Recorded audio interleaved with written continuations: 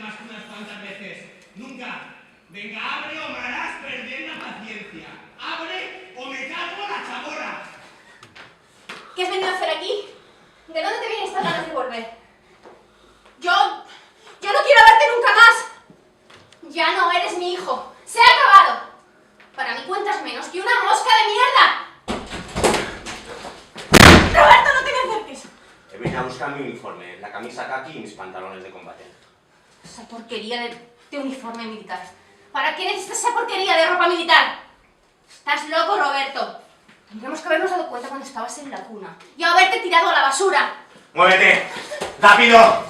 ¡Dámelo ya! Te doy dinero, ¿eso es lo que quieres? No quiero mi dinero. Quiero mi uniforme. No quiero. Vas a despertar a los vecinos. ¡Quiero mi uniforme! No grites, Roberto, no grites. Me das miedo. No te lo puedo dar. Es imposible. Está sucio y asqueroso, no te lo puedes poner así. Dame tiempo para lavarlo y plancharlo y secarlo.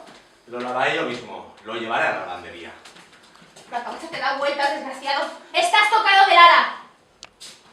Es el lugar que más me gusta del mundo. Hay calma, es tranquilo y hay mujeres. Me resbala. No te lo quiero dar. No te acerques, Roberto. Aún llevo luto por la muerte de tu padre. Pues que me matarás a mí también.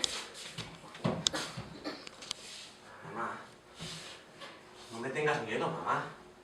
No me tengas miedo. ¿Por qué vas a tenerme miedo? Siempre he sido cariñoso y amable contigo. ¿Por qué? ¿Por qué no me tendrías que dar mi uniforme? Lo necesito, mamá. Lo necesito.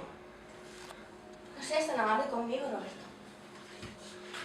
¿Cómo quieres que olvide que mataste a tu padre? Que lo tiraste por la ventana como si fuera una colilla. Y ahora eres amable conmigo. No quiero olvidar que mataste a tu padre.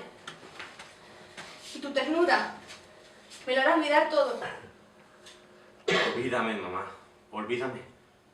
Pero antes, dame mi uniforme, la camisa kaki y los pantalones de combate, aunque estén sucios o arrugados. Después, me iré. Te lo juro. Soy yo, Roberto. Soy yo quien te ha parido. Es de mí de quien ha salido.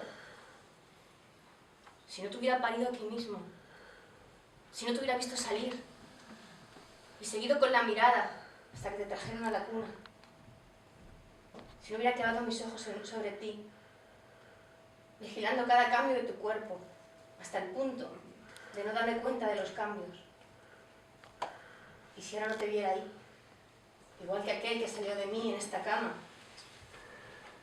diría que no es mi hijo el que tengo delante. Pero te reconozco, Roberto. Reconozco tu cuerpo, tu cintura, el color de tu pelo, el color de tus ojos. Y reconozco tus manos, estas manos grandes y fuertes, que no han servido para otra cosa que para acariciar el cuello de tu madre, para estrechar el de tu padre, al que tú mismo has matado.